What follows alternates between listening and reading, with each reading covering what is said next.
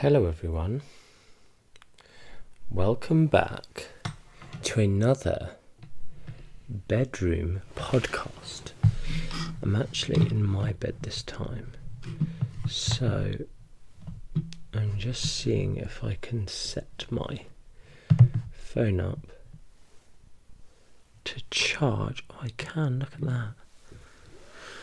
On my little nightstandy thing, whilst also being plugged into my good podcast microphone. I hope you are well. This podcast is a funny one. I thought this podcast into being, I think it was yesterday. Yeah, it was. Some of you may know I am setting myself the goal this year in 2021 to get jacked. Not a very noble endeavour, but it's just for me. It's just something, set myself this goal. I've always obviously enjoyed weight training, and never really set myself any big goals. Did I say this was a bedtime podcast? Anyway, I'm in bed. Yeah, I did. I've chosen my least noisy pillow, so I hope you don't get too much noise there. So my friend sent me this video of Ronnie Coleman, I think it was. Arguably the greatest bodybuilder that ever lived. I think he won the Mr. Olympia 8 times. Anyway, that's by the by. I got to watching a number of different videos on this bodybuilding Instagram channel thingy, and they're very motivational for me with my specific goal. But lots and lots and lots of talk around, just digging deep, doing the work, grinding all the years of putting the effort in and this, that and the other. And I guess I was like, oh, this is quite cool and motivational. And I guess some people get inspired by those videos. I guess in a way I do and did and etc. And I thought, I've been called inspiring, and people have said, oh Martin, you've really inspired me, this, that and the other. And I do find it really touching when people say that. It's quite an honour. It's quite humbling to be able to inspire another human being to be a better version of themselves, to elicit some of the strength and qualities that are within someone. And so I just kind of pondered that yesterday. Anyway, this book, I don't read books. I have never read a book since, I guess, I was about 15. To Kill a Mockingbird, I believe it was. Good book, that. Never in my adult years. I do not like reading. However, for whatever reason, in the last 2 months, I think I've mentioned this elsewhere in my podcasts. In fact, maybe the one that's going out this Friday, actually, which is about Stoicism. Friday, Saturday, whenever they're supposed to go out, Saturday. We don't have regular listeners will know we don't have a schedule. Anyway, I'm reading this book, Man's Search for Meaning. I bought this book, I think again, I've said this elsewhere, sorry, because to kind of, in a way, support the work of this guy, even though I believe he's now passed away, Viktor E. Frankl, but also because I've seen so many of his quotes online, and I find them excellent. And I thought, I just buy books where I think the author is a good person, and I just never read them, ever. I literally have an amazing bookshelf of and I've read like a sentence or a paragraph in the whole book. for some reason or another, one, it might simply be because the book is so thin that and this probably for those of you out there who are practitioners, it's that thing, isn't it? A technique that I've taught before. It's kind of, I suppose it has its roots a bit in like motivational interviewing, but yeah, I suppose that's probably the best roots to attribute it to. Giving someone a task so easy that it's almost embarrassing to not attempt or start it. Like, oh, can you do 10 press-ups? No, 10 press-ups is super hard. Okay, cool. Can you do 1 press-up? Of course I can do 1. Okay, cool. As part of your training program, get you to do 1 press-up every day. Well, that's ridiculous. I'm not just going to do 1 press-up. Okay, but can you just do 1? Can you promise me you'll do 1? Or, there's different techniques. I'm not going to go into it now. But essentially, they do the 1. And no one ever does 1. They're down there and they do the 3. The next day they get down to do the 1. They end up doing 3 or the 4 or whatever. People use this for like, write 1 sentence to your book every single day. Just 1. Commit. And if you can't commit to 1 sentence, 1 word, like what can you commit to? If you can commit to nothing, then just give up. But what is the lowest common denominator? And then if you just take the time, so, I'm not going to do my piano practice today. Okay, do 1 minute of piano a day. Once you sit down, you pick up the pen, you play the first note, whatever. You read 1 sentence in a book every day. You end up reading 3 or 5, or, you have more time one day, etc. Don't miss the day. There's also that whole thing of X's on a calendar and never wanting to break that chain. Anyway, this was such a small task, I guess. I thought I'd read it. And then all I thought to myself was, I'm just going to read the preface. And I read the preface and it was phenomenal. Anyone who's ever going to write a book, I guess in a way, you should also bear that in mind. That the preface can really do a lot. I've never thought that. Obviously I don't read books, but I read this preface and it just drew me in. And I'm now 74 pages in, so it's not that far, it's not that impressive. Some of you book readers would read like a book in a day. But this is huge for me. Anyway, I have just got to probably the most famous, and actually I picked this up to bring to bed tonight, and I wrote the review in my head. When people say what books, I just does anyone else have conversations in their head? Of course you do. And I was saying in my head to you guys, to Instagram, to whoever, to the people who ask me questions, what books do you recommend? And I would say the only book I've ever read, because I am going to finish this, I reckon, is Man's Search for Meaning. The book starts incredibly strong and then just fizzles out. And that's because probably for the last 5 pages or so, I've not been enjoying it as much. It's just a difficult read where I've been. The book, the Viktor E. Frankl is a concentration camp survivor. I'm kind of assuming some knowledge because I am not wanting to repeat other podcasts. But he's also a psychologist. In fact, I just literally saw it in the preface. Dr. Frankl, author, psychiatrist, sometimes asks his patients. I'm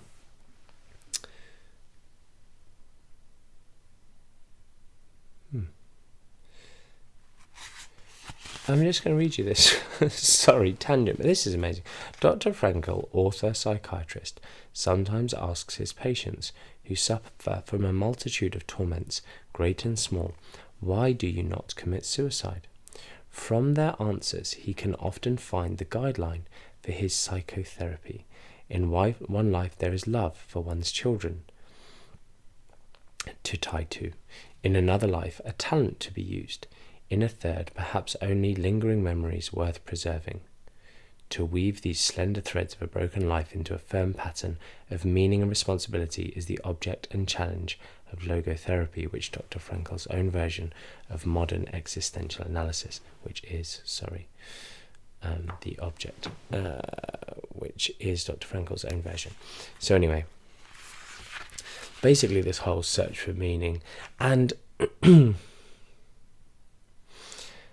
so my point with this was, I'd written that review in my head, and I'm now super motivated again because I got to perhaps the most famous quote from his book. I'm just looking for it now. So he's essentially talking about,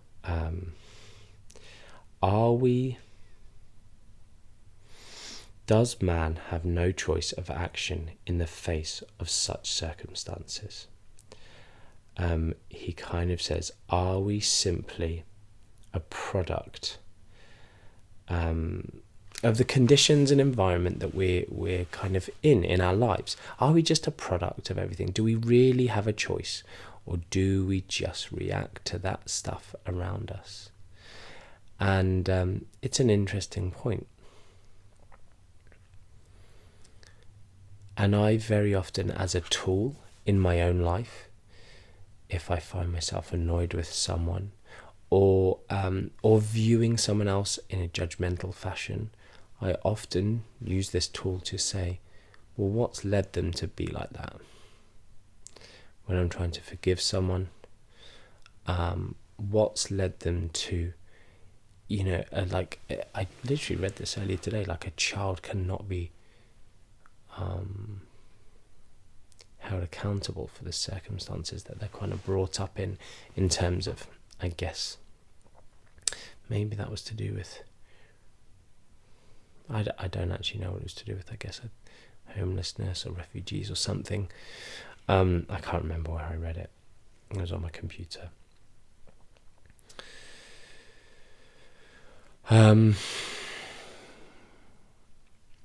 So I often think, some bad children they are a product of their parenting.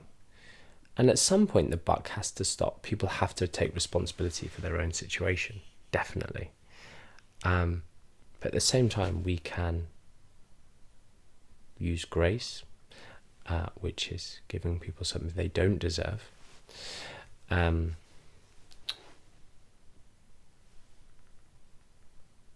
mercy, not giving people what they do deserve, which sometimes is a smack in the face, or whatever, punishment, or whatever. So yeah, are people just a product of their circumstances? So he was essentially saying, and so what I want to say here is, like, I just found this hugely motivating.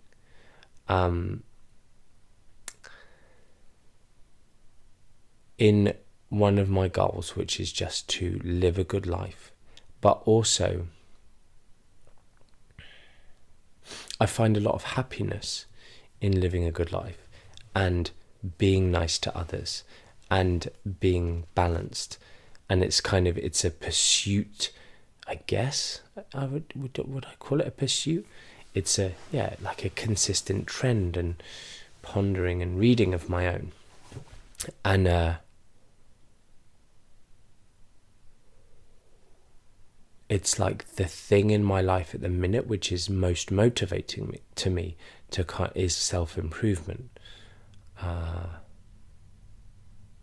My work is my life's work, and it's gone extremely well, and I've hit a point where I don't have much that makes me strive.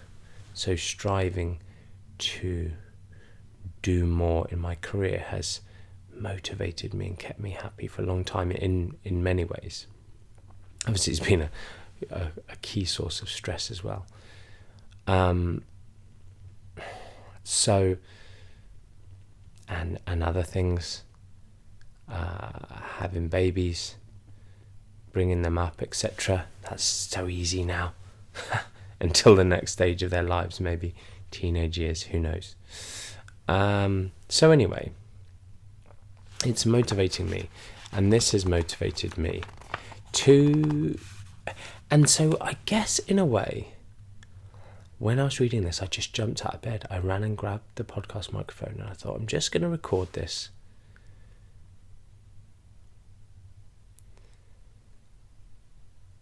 Because I know I have some very loyal, is that the word?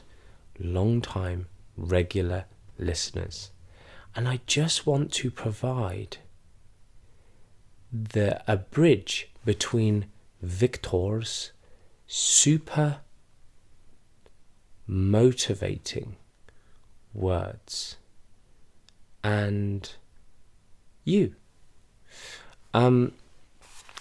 So it's this bit here where he said, we who lived in concentration camps can remember the men, they were in a single-sex camp, who walked through the huts comforting others, giving away their last piece of bread. Now these pieces of bread have so much significance. They are literally their lifeblood of happiness, topics of all their conversations all day long. They only get this tiny piece of bread to eat each day. Malnourished, it consumes all their thoughts.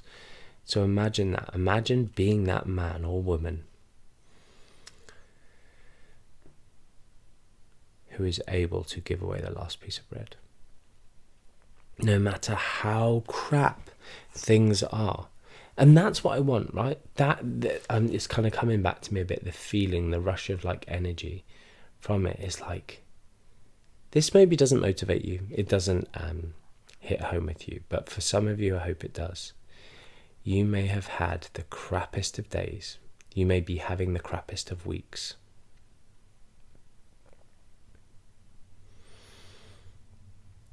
Months. We've just gone through 2020, right? And 2021 hasn't been much better yet for many people. Maybe having the crappiest of years. These men that we're talking about here, they are in a concentration camp. Death is imminent. They are abused physically and mentally daily. But yet they find it in themselves to walk through these huts comforting others, giving away their last piece of bread. These men may have been few in number, but they offer sufficient proof that everything can be taken from a man or woman. But one thing, the last of the human freedoms, to choose one's attitude in any given set of circumstances, to choose one's own way. That's the famous quote, and that's what I wanted to read to you and pass on to you. And I hope motivate some of you with. I'm going to go to sleep motivated by that, and I'm going to wake up tomorrow motivated by that. Often I go through phases of getting up and using, I've been almost revising this in my head the past few months. Benjamin Franklin, I always get him mixed up with Napoleon. I know nothing about Napoleon, right? But I don't really know Benjamin Franklin either. But anyway, he was this super scheduled guy, and every single day he had a period in his day in the morning where he said to himself, what good shall I do this day? Super cool way to live. But tomorrow, this is it. And also, so I mean, my circumstances are amazing. I have a job, I have warmth, I have food, I have friends, I have family. Hopefully you guys listening to this have many, many things to be grateful for too. I have amazing children.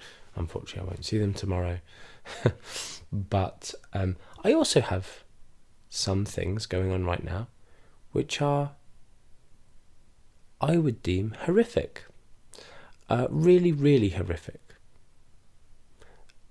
Things that 99.9, maybe 8% of my followers will not know about, which I haven't ever said publicly and maybe never will. Sorry, that's a bit cryptic. Here's some honesty for you. I recorded a 50-minute podcast last night or the night before.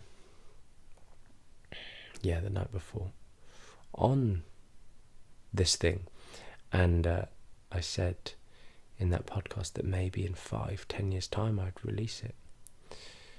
It actually only contains there's one horrific thing, and then I've got a few other things that are just painful and not nice, and life circumstances going on.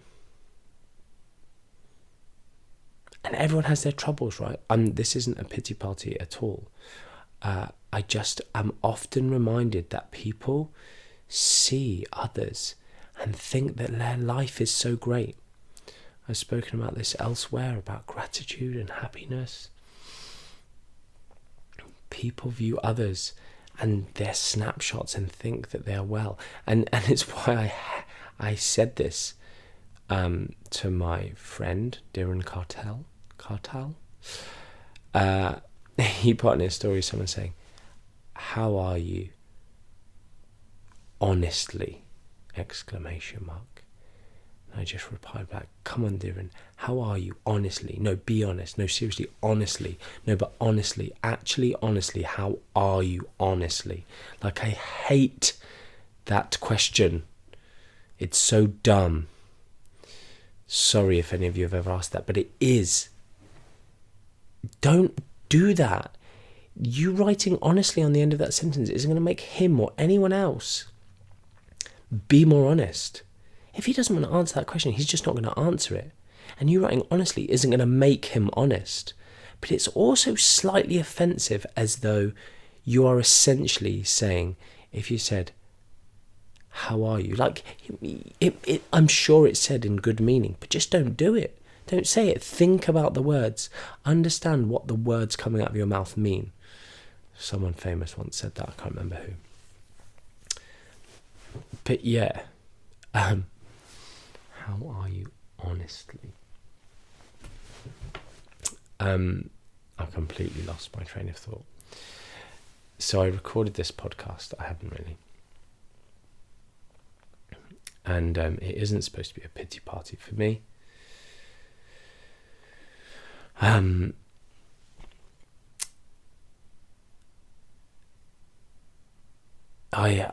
really good.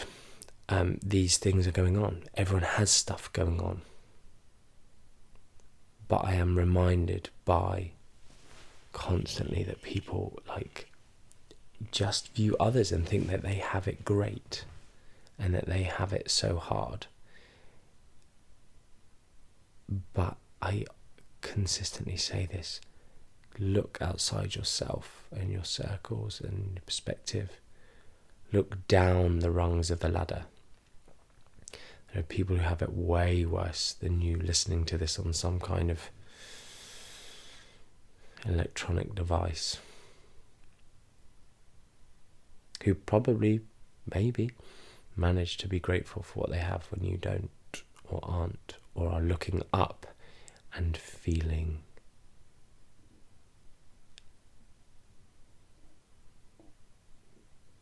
jealous or envious or bitter or lacking gratitude for what you have, because you are focusing on what you do not have. So let me go back to the motivating stuff. It's just this.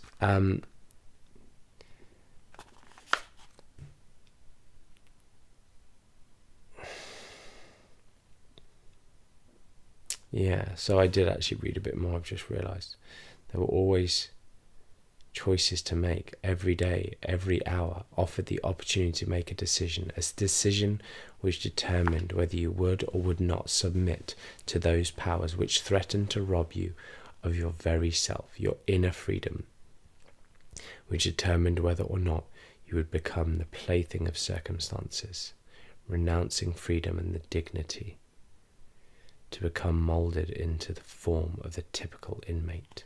That's maybe where I got to. And it's this thing, the typical inmate, the typical person on this planet that is so upset that the traffic lights didn't change the way they wanted to, that they're having to wait in a line in a queue, that a learner driver is in front of them making them late. Like, this is I want to encourage you and inspire you. I want to encourage you to take a deep breath when you listen to this and maybe do a random act of kindness. Or just think of what you're grateful for. Realise that things aren't that bad. Like, things suck right now, but they're not that bad. And then encourage you that no matter what your circumstances, maybe give you some of this motivational energy, this like inspiring thing of you do literally get to choose the way you view your circumstances.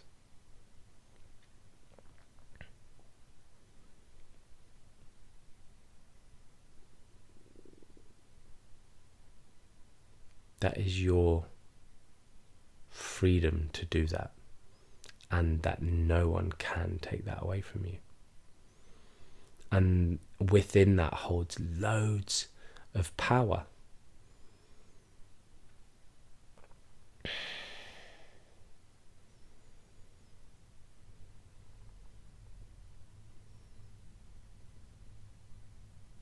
There's a cool quote, something about worrying about tomorrow is like paying a debt that you do not owe. And it's true. So if you're worrying about stuff, worrying about your future, your job,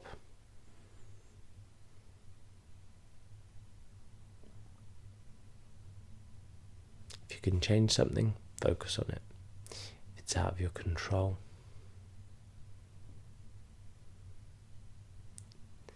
it's not worth worrying about.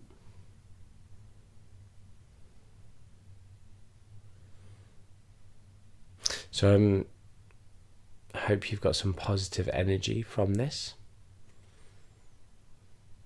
Try and be that man or woman who walks through the huts comforting others, giving away your last piece of bread.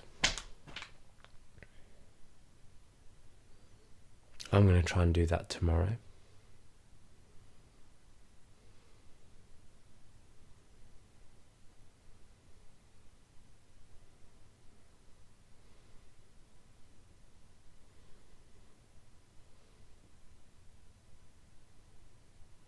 So until next time.